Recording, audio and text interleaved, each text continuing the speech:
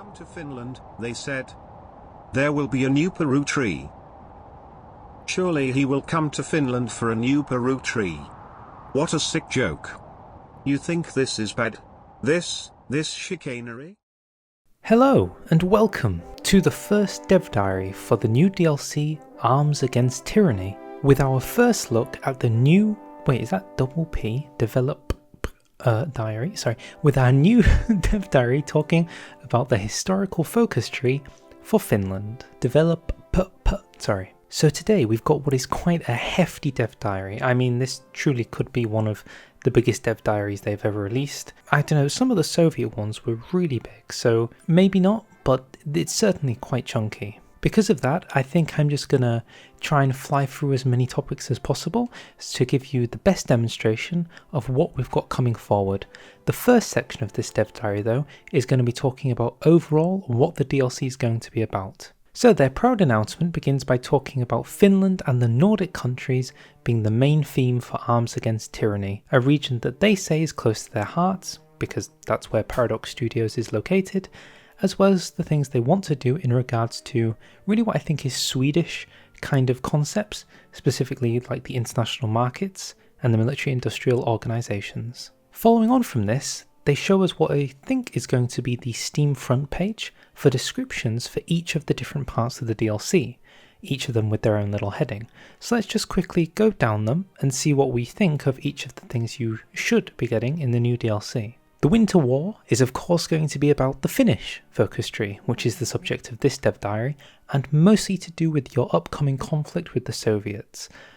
You are very disadvantaged with basically no air, very weak armed forces, and you're going up to toe with a major, so you don't necessarily have the advantage, but the Finnish are known for having good terrain to fight on and an insatiably strong, resolute sisu, or however you pronounce that, to fight off the invaders. In short, I don't think there's any major surprises you can expect from the Finnish focus tree, unless they pull something crazy out with the old history, but pretty much a focus tree dedicated to the war of the Winter War. Moving down, we've got a powerful Sweden. So this is what they say is the richest of the Nordic nations, and you're going to be having to fight the course of neutrality, of course with the Axis so close to your southern border, and eventually on your border after they take out Denmark and Norway, and how you're going to have to decide if you're going to upgrade your obsolete forces and try and deal with the internal conflicts of the Swedish government at the time. So there's nothing too crazy in that description, but I certainly feel like the new mechanics they've talked about thus far, the military industrial organisations and the market, are really going to be the core themes of that Swedish focus tree and the new content for Sweden. So don't be surprised if there's going to be less objectives of like world domination and more so a lot of focuses involving trading, building up your nation, trying to avoid getting into a war. What I'm really curious to find out, I think this is my biggest question mark, is are they going to make neutrality fun with Sweden? Because I do think they've kind of tried this a few times with varying degrees of success. I think Mexico really stands out to me as the first good try that really did well. I think the Netherlands also did really well. I think Portugal was also up there. Less well, but still pretty good. But then you've got other nations where I think maybe they became a bit too complex. Turkey, for example, I felt was very locked into its path. And I think Switzerland has a lot of mechanics going on and a lot of scope, which really struggles to match up to perhaps what it's really wanting to deliver. So it's going to be interesting to see if this comes to fruition. Following on from that, we've got Norway trying to build up a young industrializing nation to stay neutral in the face of German aggression or go to war, with some alternative paths involving a Nordic union through betrayal, which sounds particularly interesting. I wonder if that's going to involve not necessarily warring everybody, but doing like uprisings and then annexing them from the inside. And they also end it by noticing a communist revolution where you choose to stand with or against Stalin. So it's good to see that there has been that the traditional two forms of communism in HOI4 have remained staples: Stalinist communism or non-Stalinist communism. I hope with Norway there does come to pass some kind of interesting union with the United Kingdom. I feel like that's basically its closest ally, which isn't a part of the Nordic region. So maybe something to do with that, especially when you consider that ever since 1066 it isn't a lost thought to see Norway as being the rulers of the United Kingdom. So in an alt history world, I wonder if there's something they could do with that. Not to mention all the oil, by the way. Lots of oil that they could potentially start playing with. And lastly, for countries, we have Denmark. Denmark with its long-standing policy of neutrality and their hopes to try and maintain a strong welfare state and figure out whether they're going to deal with a united Scandinavia or reviving the old Kalmar Union, which are the traditional formidable nations that are in the game currently with Waking the Tiger. So with Denmark, looks like a pretty standard tree. I guess my big questions are, is that going to be the totality of all the content for these nations? Because there's definitely some interesting things they could have done as well as this. I'm thinking Iceland and its independence. I wonder if that's going to see any content, maybe a world where you release yourself as Iceland and go on a completely different path. I also had some thoughts about minor nations that you could possibly be dealing with, perhaps to do with like Gotland becoming a refugee island, perhaps an exile island that you have to defend with your navy.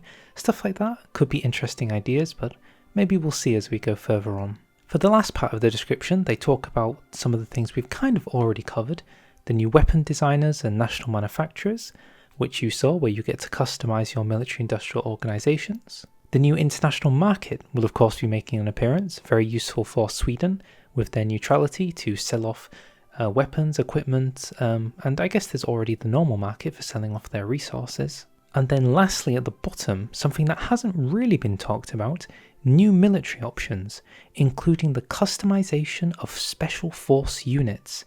I really wonder what that is going to entail. Does that mean deciding how your paratroopers are going to work? Maybe dealing with how the mountaineers interact with other units in your composition? Maybe just adding in new types of special force units entirely. And lastly, we find that there'll be new art and music, with new Finnish snowmobile brigades, which we'll get to see later on in the dev diary. So, without further ado, let's see the new Finnish historical tree. We begin the Finnish section of the HOI4 dev diary by noting that as we go through, I'm probably just going to say a few lines about some of the paragraphs that are relevant, and then move on to the next. Because a lot of this does actually have some lore, some history in there that you can read through, which might not be so relevant to the conversation, but is very interesting to read if you're interested. So a link to the dev diary will be in the description below if you want to have a look for yourself. I guess you could also just pause the video and read it from the screen too. Both are acceptable options. So this dev diary will be talking about the historical focuses and the common branch and all the things you can expect to do on a historical playthrough, and we can probably presume that next week will be the alternative history, that's usually how they've done it. Sometimes they do an interesting midweek break, but that's how it's usually done. Warning, the following things are work in progress. Nothing is finalized. So the background for Finland is basically that the entire nation is vied on the threat, the very near threat of the Soviet Union, and the entire country seems to be eating itself apart from this. There's references to 1932 Soviet-Finnish Non-Aggression Pact and a reaffirmation in 1934, but again, the threat of the Soviet Union incoming is basically going to be the forefront of the historical focus tree path. There will also be some references to some political instability due to a constant shift of leadership in Finland, as well as the focus on the military valor of Finland, especially in reference to World War I, which we'll see later on. In this nice introductory image, we get to see the starting political screen for Finland. They have a new leader, not the old one, sadly he's been retired, and the traditional sisu, I'm still not sure if I'm saying that right, national spirit is there, although in a weaker version.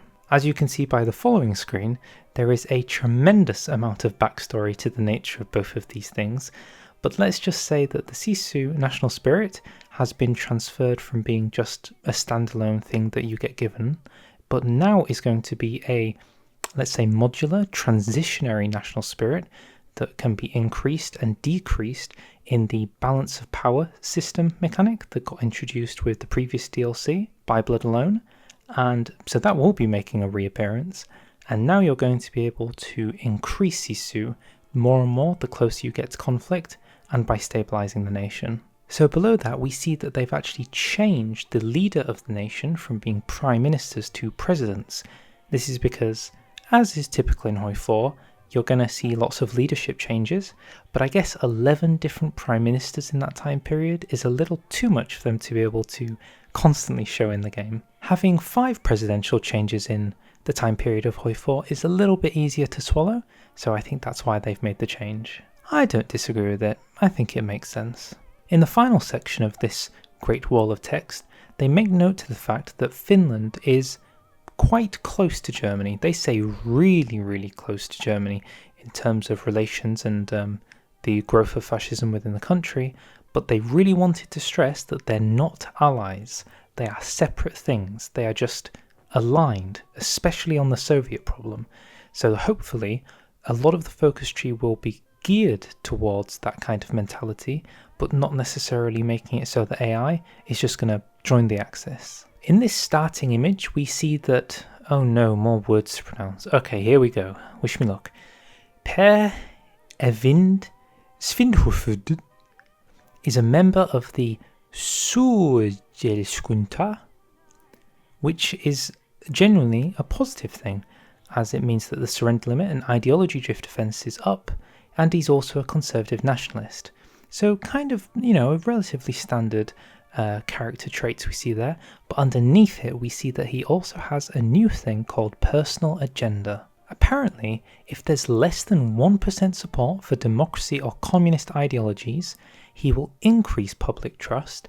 If there's more than 9%, then he will decrease public trust, and then losing control over a Finnish core state will decrease public trust, which kind of raises the question, what's public trust, and why do you not want to have democracy and communism? So it seems that public trust is more so just a reflection of the country's support for the current president of the country. So in this time period, in 1936-1937, there was a great rise in the agrarian and progressive movement, social democrats and the sort, and the very non-aligned kind of leadership wanted to avoid that. So in order to maintain public trust in the balance of power system, you're going to have to want to reduce democracy and communism and try and remain neutral. So in the image we're given here, we see that he has low public trust, and as is historical, his head will actually explode. Just like that, his head explodes. So that's probably something you want to avoid unless you're wanting to get him ousted, but you do have other options such as the motion of no confidence to get rid of him if you don't want to explode his head. Continuing down the dev diary, we see some explanation to what it means to have your head being exploded, otherwise known as low public trust, which should mean lower stability, lower war support, and lower political power gain. So kind of a similar buff to what we saw with Mussolini in By Blood Alone, and high public trust is stability, war support, and then recruitable population bonuses, which is extra useful in a conflict with the Soviets. It's worth remembering, of course, that this is also tied to the Sisu national spirit, so the higher the public trust of your leader, the more powerful of that national spirit you're also going to get. So it's worth making sure that when the conflict begins with the Soviets, as it most inevitably will, you've got a leader who the public is very supportive of, because those two things are intrinsically intertwined. You have to get your house in order. We're then greeted by a couple of images of showing you what very high trust would look like. You see here that both you get the modifier of having leadership being trusted, but you also get the modify Sisu at the bottom. So both things there shown to give both attributations. And in addition to this, there are also decisions within the system for you to boost things as necessary, so you don't necessarily have to rely on the agenda of each individual leader. As of course we saw earlier, the leader of the original one was having no democracy or communism, less than 1%. So maybe there'll be some interesting other agendas that you'll have to deal with for different leaders. Luckily, the next section actually addresses exactly that, so we get to go and look through some of these leaders and find out what each of their individual agendas are, should you choose to have them be your leading character for the conflict ahead. This system, they say, is good because it allows you to see some of the more iconic characters of the Winter War, including Mannerheim. We begin by Kiosti Kallio. Goodness me, I'm so sorry to any Finnish people. So this one is going to be about getting rid of communism, very anti-communist, but some good buffs towards setting up your laws in your country. This is about getting rid of fascism and communism, so mirroring the previous one, except flip out democracy for fash. Next up we've got Risto Haiki Riti, which is about production efficiency cap and boosting daily support for unaligned. This one is different because dream of a greater Finland, occupy Finnish core states owned by an enemy will increase public trust. So this is going to be good if you're trying to retake what you've given to the Soviets, maybe later on into the war.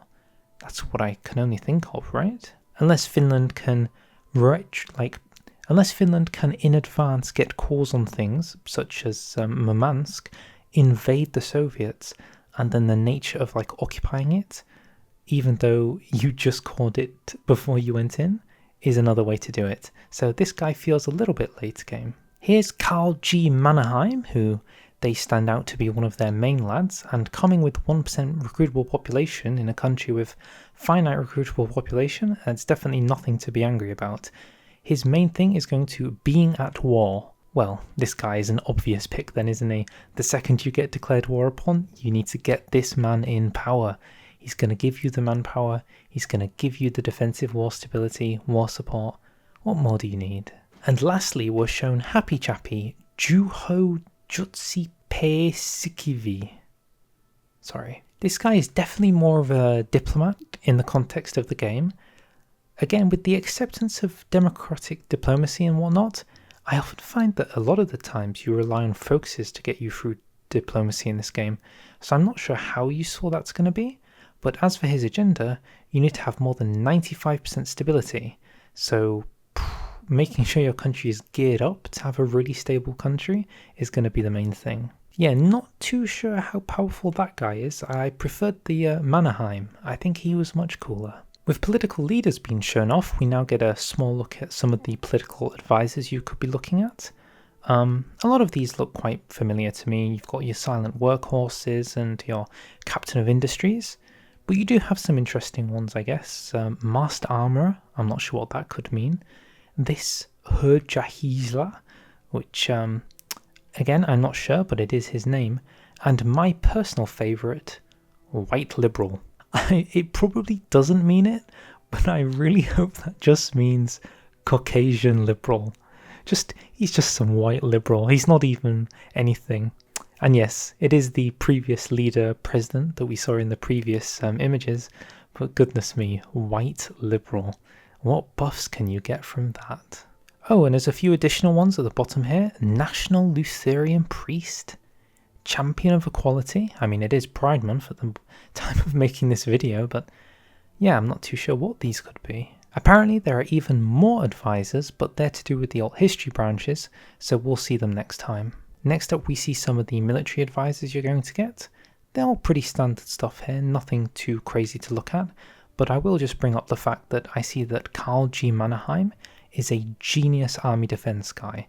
So really stacking up the defense on the Chief of Army is a big thing. And over here, we see that we've got some military high command. And again, I'm just going to cover the fact that infantry is here, army logistics, entrenchment, artillery, concealment, army regrouping on the retreat, and German commander, genius, interesting one. 2 geniuses I see actually. So very much so, very specialized high command. Really geared towards this defensive war against the Soviets. I told you this dev diary would be long. Well, how far into this now are we? And we still haven't even mentioned the national focus tree. Goodness, there's so much to go through. Okay, next up we see some of the unit leaders, with Mannerheim making his, is that 4th appearance now, I think? Goodness me, Karl likes to keep it going, doesn't he? And he is your best field marshal in the game, with 6 defense on his character stat. They do mention to take note that a lot of these characters are covered with traits just to make it more interesting for you to play with them and choose specifically what you want for that particular playthrough. In addition to that, some of the commanders and generals will also have the trait Veteran Jäger, which allows them to have massive experience gain, as they represent officers who, during World War I, went to Germany to train as Jägers, meaning they have a lot more preparation for the upcoming conflict. I actually really like this as like an abstract mechanic, and I'm kind of, what's the word? Not disappointed, but as it stands, the real way that you train up commanders in the game is you kind of wait for like the Spanish Civil War, and then you send over a division to train there. But it would be good if, let's say, there was the, the send attaché mechanic, if there was something like that, or you implemented it with that when you send an attaché, you send a general to go with the attaché, maybe more of them, and then they actually learn from the conflict without you actually sending over military support. Just an idea, with the Jaeger mechanic. I think it's a pretty good idea that you can, in advance, send your generals to learn things without necessarily sending an entire army over. Food for thought, food for thought. Of course, if that wasn't good enough for you, they do mention that as you go down the focus trees, there'll be even more generals for you to unlock, each of them with some wonderful looking art. And again, we see that they all have quite a great degree of traits, so you're going to have a nice job deciding exactly who you want in control of what. Oh, and there are a couple of admirals here, if you're building a navy. They don't know why you'd build a navy, but if you want to build a navy, well, there you go. Actually, why would you... No, hold up. We don't even need to talk about the navy. With the peace deal mechanic, you can annex the navy in a peace deal. Oh, this could be relevant. This could definitely be relevant. Just steal Sweden's navy. It's simple. Duh. Okay, I'm starting to lose my mind slightly because I am yet to see a national focus tree, but that's okay. We carry on. We look at some industrial concerns, all very standard stuff here, but there is one to do with mining company, which gives you resource gain efficiency and lack of resources penalty. So that's going to be good because Finland isn't exactly the major resource hub of the world compared to the likes of the USA perhaps. So being able to just build things without the resources is going to be useful. The next section takes a look at the Finnish military industrial organizations, which are still a work in progress feature. So it's really difficult for me to give you any insight, thoughts or concepts towards what we're looking at. I feel like we're just kind of both looking at it together and thinking, I wonder what that will do. So far as we can tell by looking into it, there seems to be, this one's for ships, I think. This one is to do with tanks, tank plating and infantry. This is going to be something to do with airplane production, aim, and aces, maybe. This is to do with infantry and support equipment buffs. This is going to be artillery buffs. And this is going to be motorized and mechanized buffs. So that's pretty straightforward, but as to what the trees contain, I couldn't tell you. We do actually get an image to see what one of these particular teams would look like, these designers, as an industrial manufacturer, and it's for the mechanized and motorized one. It seems to be to do with, I think this is production capacity, how many trucks you're producing. This is maximum amount of trucks you're producing. So this is just a buff. This is a max increase buff, I think. And this one is alternative materials. Well, this one just tells you, and it's to do with production output and production resource need, which is actually pretty good. I think being able to produce things on the cheap is really good, especially if it's available to air designers, because planes can be really expensive on resources, tanks too. So maybe these military industrial organizations, especially when it comes to materials departments, could be quite useful. So the next section talks about map changes to Finland. And before we look at the image, which you can see there, let's just briefly take a look at what the old version looks like in HOI4. Okay, so here we are, back in old HOI4. Let's head over to states. And as we can see, we kind of have, in the southern section, 4 key states that make up Finland. The one that is instantly going to be eaten, the bit of completely unusable territory, your capital region, and your kind of west side naval region. You've also got the 3 parts up here, which are usually the parts that bolster against Sweden, and the other 2 parts that the Soviets want to annex. In this changed up version, we see that, pronouncing things, Kajala is pretty much the same, but the southern chunk has been divided into what I can only describe as like 4.5 states. The eastern side has been divided into 2, and the western side has also been divided into 2. So I'd say just over double the amount of states in Finland now. I would also assume that a lot of the industrial base is going to be coastal, and these internal states are going to be very empty and very low infrastructure. They also take note to describe that Åland, hidden away in the bottom left corner, is now a demilitarized zone.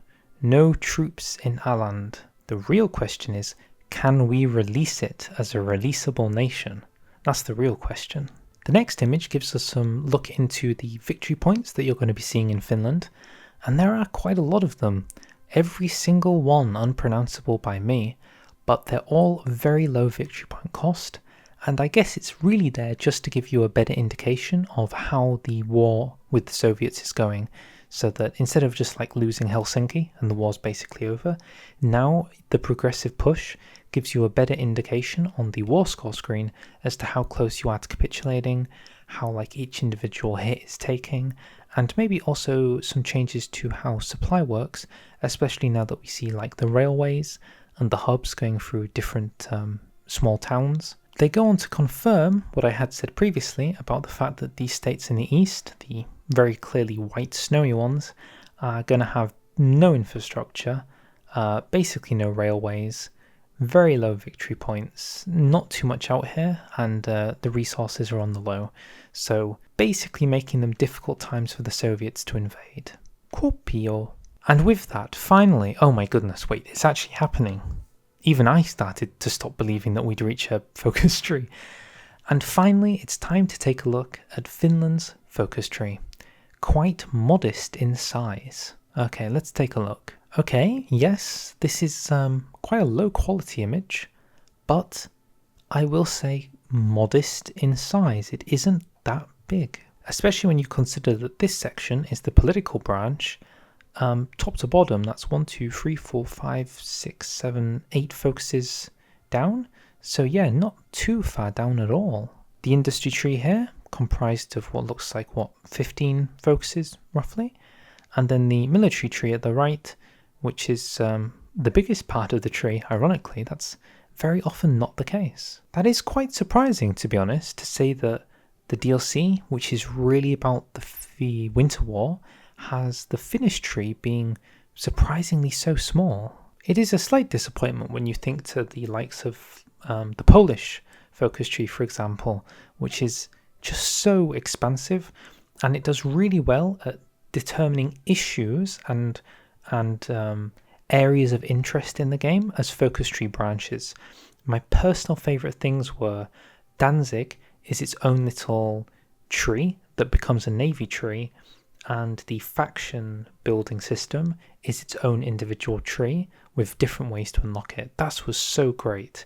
So this is really a return to, honestly, the generic focus tree. It's your political branch, your industry branch, and your free army, air, and navy branches. A positive thing we're introduced to immediately is there is a significant amount of short focuses, meaning 35-day focuses. So for anything that could be negative, it will at least be fast, which is in this case a double-edged sword, because a good thing about having short focuses is that you can have more of them. But this is fast focuses and a smaller tree, meaning you might be able to get through this focus tree really quickly and do every focus in the focus tree, which personally isn't my kind of way of enjoying focus trees. I think the game is at its best when there's too much for you to do. Like, there are too many focuses for you to take, and you actually have to make decisions and compromises about what you want to take. But maybe it is the case that you're going to have that with the threat of the Soviet war.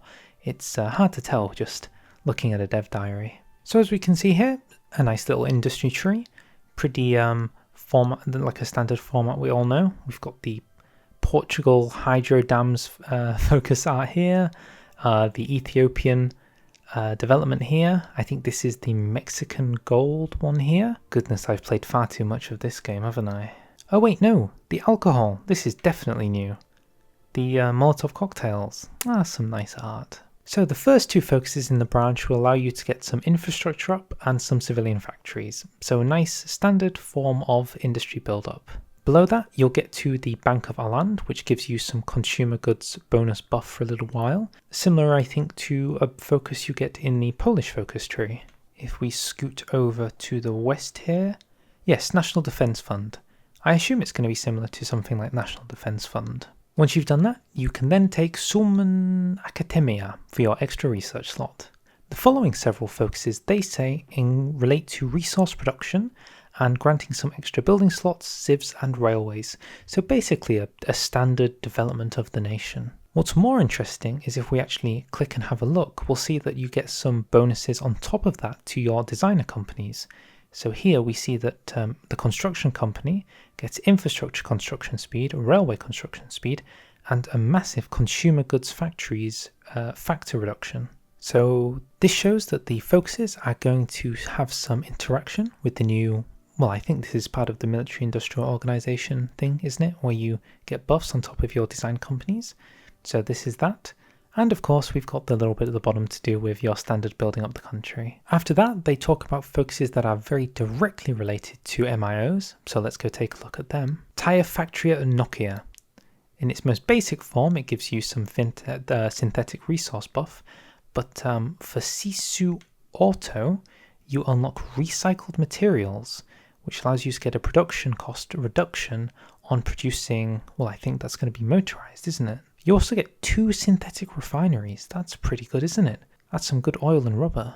The contract with Yetis Sisu, goodness me, gives you grant +1 size. So I guess that's +1 branch of the MIO that you get to go down. I could be wrong about that, by the way. You get +500 funds. Now, I don't think that's currency in the game. That's more so like I guess, abstract mana that you're using to get upgrades that are buffs that you stick in your MIOs, which go onto your production lines. So giving you the perk that makes the production cost go down of a truck is one of the things. Again, I'm still open to speculation. I haven't tested it. This is just from my understanding what the task capacity and funds are going to mean. They end this section of the industry tree by talking about that Molotov cocktail focus we saw, or the alcohol company, which allows you to get stability, war support, and the Finnish army national spirit, I assume that would be a national spirit, is going to give you hard attack and piercing to all infantry, motorized and mechanized infantry. So that's really going to be good against fighting off those tanks and mechanized as they come into the country by throwing a good Molotov on top of them. Also notably could be useful if you find yourself uniting Scandinavia and you're fighting off the Germans, because I'm going to say this buff also works against panzers. Just something to consider. With the industry tree done, we move over to the military tree, and I have to say this one looks visually really good. I see so many unique icons here. The contrast of colour looks really good. I don't know, I just think the presentation looks really nice. The infantry tree is mostly going to be about making sure that Finland can get up to date with its equipment, training and reinforcement, because as they described earlier, the Finnish military was by no means well prepared or equipped in 36 to deal with the Soviets. One of the early focuses in the branch, but not necessarily early to take, is Operation Kilpapurjedus, which requires more than 70% world tension. So you're really going to have to wait the world out on this one. But once you take it, it allows you to remove the demilitarized zone on Åland and use it as a nice naval base. Mannerheim makes another appearance, this time in the appearance of the fort as a defensive line. So the Mannerheim line is a focus that gives you a ton of land forts, a coastal fort, naval base, and a railway to match it all up, as well as some division defense on core territory buff. Really just a good holding line against the Soviets. Of course, nothing in here seems like it's preparatory, it's reactive, so this is probably going to be a focus you need to plan to take much later on, after you've done your build-up. Extra refresher exercises gives you some bonuses towards recruitable population and mobilization speed, so this one, again, isn't necessarily insanely as important as the previous ones. So probably taking this maybe during a war. I don't know why you want to take this in preparation. Maybe just before the war begins, so that all your troops can be spawned in time. Once you've taken these focuses, you then get access to what they describe as some cool focuses, including the Jaeger movement, which adds the bicycle infantry technology.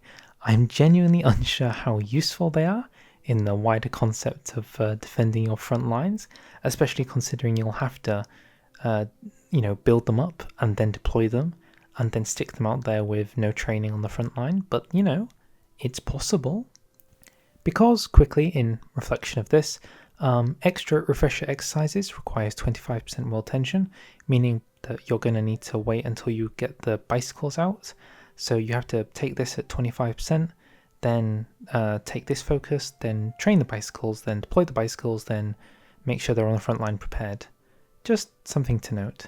But you do get to see them there in their trendy little hat, just, ready to go for a nice cycle. Salvage and Retooled is definitely going to be one of those fighting on the front line kind of focuses to do with equipment capture ratio modifier. So this is hopefully when you're holding off against them, the guns are coming in, you're taking what you can maybe through encirclements, but you also get a nice bit of funds and task capacity for Sisu Auto. So that's something else to take into account. Maybe you're picking up the parts of those damaged and broken down tanks. Maybe you've got some farmers that are carrying the tanks off into your country. Wait, no, that's a different war. Never mind. It also shows that you get to create a BT-42 light tank variant based upon an improved light tank chassis. So it turns out that capturing things also allows you to use them for yourself, which I think is pretty good. It reminds me again how in HOI4 you can request the license to build something, but they can revoke the license. And I always thought it was funny that, did nobody consider reverse engineering it? That was always a thing I thought about. If you've owned a license for, let's say, 6 months, I feel like you almost should just get the license permanently. Maybe that's breaking the meta of the game theory too much, but I always just thought it was kind of funny. The next section is a large talk about the word Motti, and because I'm losing my voice talking about this dev diary, I don't think I can spend too much time talking about it, but the TLDR seems to be it's a discussion around the encirclement tactics used by the Finnish forces in the Winter War, where they would go in very small pockets and try and divide up the huge front into little entrapped units that they could just encircle and chop down like a tree.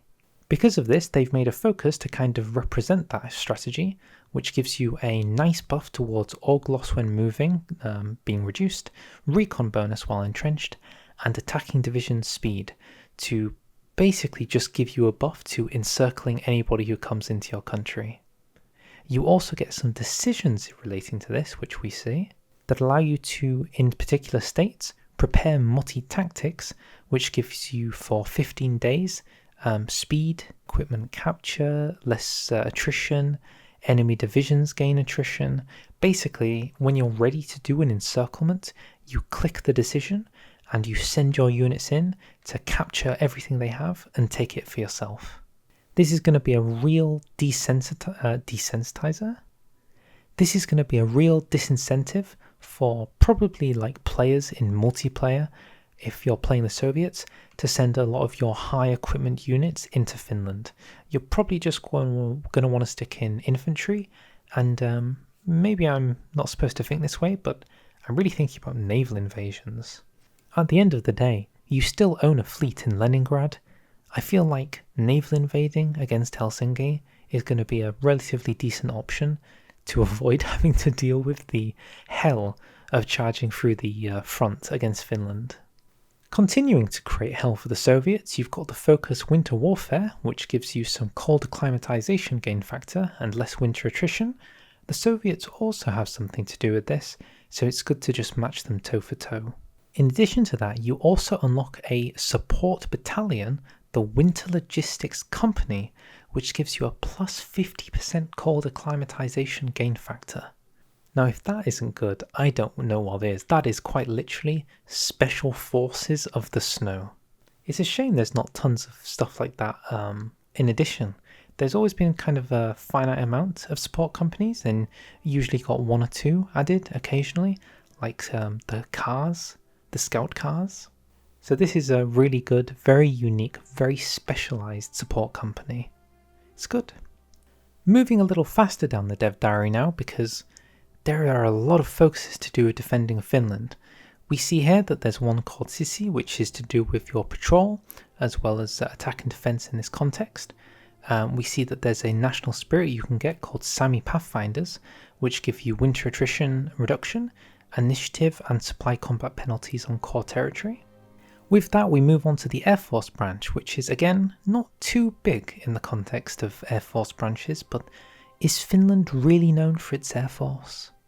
In this, they briefly go over some of the bonuses you're going to get, specifically towards ACEs, research bonuses towards your new MIOs, and designing planes. So nothing too big to talk about in the focuses, kind of what you might expect. It also seems to be a somewhat similar story for the Navy branch, not too huge. I guess a lot of focuses that one might expect to find in this, but there is some mention to some of them. Acquire the Andros dockyards. This gives you a buff towards the Crichton Vulcan, which I think was the Navy military industrial thing. So there are basically a lot of focuses that are going to be about boosting your design companies. Oh, and coastal defense focus lets you build cheap railway guns that look kind of funny. Isn't that nice? Because Finland doesn't have too much of a navy to speak of, there is a focus that unlocks a decision for you to be able to convert your convoys into destroyer-class ships. 10 convoys is 1 destroyer after 50 days, which I think is actually really good, especially when you take into Portugal with the buying ships mechanic, and that costed a civ. This just costs 10 convoys. Are we ready? It's time for the final section of this dev diary, the political branch. And we begin by getting a good introductory look at the political branch with Finnish neutrality. It's divided into 3 sections. The left side is going to be about your leader and the policies of your leader and internal of the nation. The middle section is going to be about international politics. That involves joining the Allies, making a Scandinavian faction, or going it alone with some slight help with the Germans. And the right branch is going to be slightly old history, I think, with the decision for Finland to really unify their entire territory and really lead into this national unity concept. To add a slight bit more detail than what we just discussed, we begin with some industrial focuses on the left, with the mutually exclusive decisions on the bottom left being the choice between what kind of buffs you want to give your leader. So a new course for Kukumus gives you a passive trait for stability, data compliance game, consumer goods reduction. Strengthened military administration gives you some experience, war support, recruitable population, basically the war-themed one. Of course, you're going to need a Mannerheim in charge for this one. And the last one is Dreams of Expansion, which is going to involve you being getting some minor buffs at the top here, but most importantly, generating war goal tension limit is down, justify war goal time is down, and most importantly, a reduced cost for taking states against the Soviets to make sure you can take Murmansk and all the rest of it, all those nice wintry states, in the peace conference. The middle branch is going to be pretty much as you might expect, a slightly more democratic path to go towards the Allies, creating a faction with Scandinavia and the Baltic countries, and then the lone wolf path allows you to go here and get a national spirit to go alone. Note that when they say go alone, they mean really go alone. You are not creating or joining any faction. It is not happening. But the defensive abilities you get from this really might justify it. Especially taking into effect of the weekly war support counter buff, I have noticed that this war support debuff you get from being in a war for a really long time and losing more and more troops can actually be like so devastating that unless you've got a really good counter modifier always on, it's quite terrible. So Lone Wolf is nothing to be scoffed at. After that, you'll have the option to cooperate with the Germans, as we can see here. It's worth noting that this is specifically not allying with them. This affects when German Reich declares war on the Soviet Union. We also declare war on the Soviet Union, and we give them military access and docking rights and non-aggression pact, but we don't join their faction. Very important distinction. I assume they're saving that for an alt history fash path. One focus you might notice at the top, kind of sitting on its lonesome, is weapon caches, which they explain in the next section.